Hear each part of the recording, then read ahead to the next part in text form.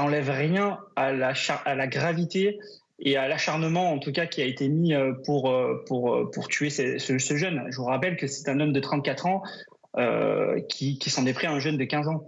Voilà, coup de hache à plaisir. Là, à Paris 16e, c'est un sabre. Amaury, c'est surréaliste ce qui se passe dans ce monde quand même. En fait, ce qui est compliqué, c'est que là, on parle de plein de faits divers différents qui, en fait, ne sont pas forcément très similaires. Par exemple, l'affaire de Plaisir, on est quand même sur le cas d'un homme qui a 34 ans, donc c'est pas une histoire de rixe de jeune. On a un type de 34 ans qui est algérien, qui avait été expulsé de France, qui était sous OQTF, qui est revenu en France clandestinement, j'allais dire avec sa mentalité peut-être algérienne, pour aller attaquer effectivement un coup de machette un étudiant dans le cadre d'un différend familial, enfin un élève dans le cadre d'un différend familial. Ce même individu, plus tard, a été identifié par la police, qui a voulu l'interpeller, il a fait un refus d'obtempérer, il a percuté un policier, un autre policier a été obligé de faire usage de son arme de service, il a blessé ensuite des policiers, il y a eu une course. Oui, je suis d'accord, mais malgré tout, c'est des choses qui n'existaient pas. Ah bien sûr, non mais alors pour l'affaire du sabre dans le 16e, moi ça me fait évidemment penser à l'affaire d'Elias, où son meurtrier avait une machette dite zombie, c'est-à-dire, alors là, pour le coup, c'est directement, je pense, inspiré,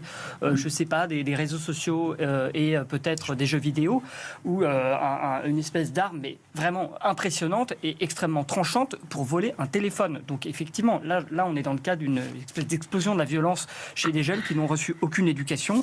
Et je pense que malheureusement, la justice est toujours dans une approche extrêmement éducative avec les mineurs, puisque c'est la justice des mineurs qui sont en charge. Où le but, c'est pas de faire de la répression, de taper fort, mais plutôt de se dire, on va y aller mollo pour pouvoir faire comprendre la sanction. En tout cas, honnêtement, c'est glaçant. Quand on voit dans des quartiers qui sont a priori... Et le pire, c'est quand même dans le 16e arrondissement, le pire, c'est que la police municipale d'Anne Hidalgo à Paris n'est pas armée. En plus. Alors, on parle du terrorisme, mais même là, avec un type de 17 ans qui a un sabre, qu'est-ce que peut faire un policier municipal? On peut rien faire. En effet.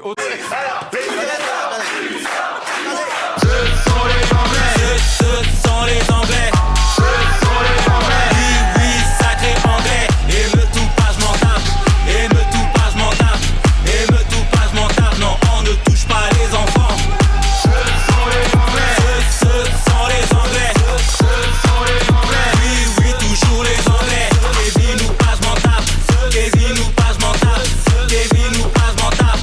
On ne touche pas les enfants. Ce sont les Français.